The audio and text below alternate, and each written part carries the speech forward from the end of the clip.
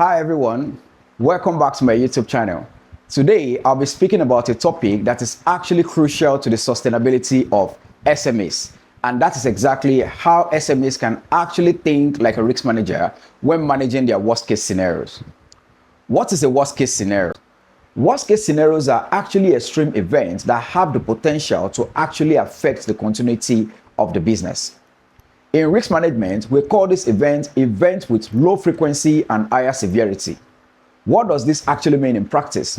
This actually means that these events don't often happen within the business, whether internally or externally, but when they actually do happen, they have a significant impact on the company's ability to operate.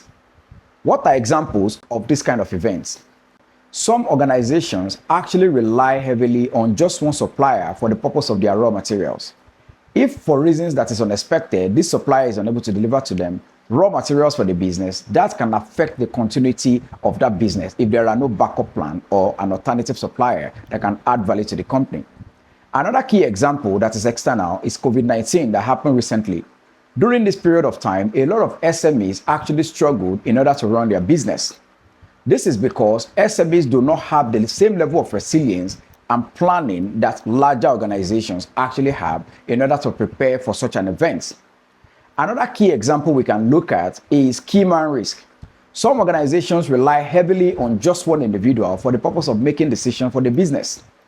If this individual, for example, is sick during a particular period of time or actually resigns from the business, that can actually affect the continuity of that business at that point in time. There are several other factors that we can actually consider. For example, political unrest happening within the environment of the business, political factors, economic factors that can actually affect the business continuity, changes in government decisions, changes in tax laws that can actually have a major impact on the financials of SMEs and other small businesses that operate within that jurisdiction. How then can SMEs start to think like a risk manager in preparing for such an event? Let's dive into that.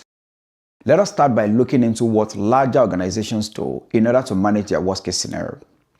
As a risk manager in a large organization like the banking sector, the insurance sector, the large technology firm, or even large manufacturing companies, what are the kind of daily activities that they actually do in order to ensure that they are well prepared for a worst case scenario? Let us start by saying they define where their exposure actually is. Defining their exposure ahead of the problem puts the organization in a position to think proactively rather than reacting to the problem when they actually happen.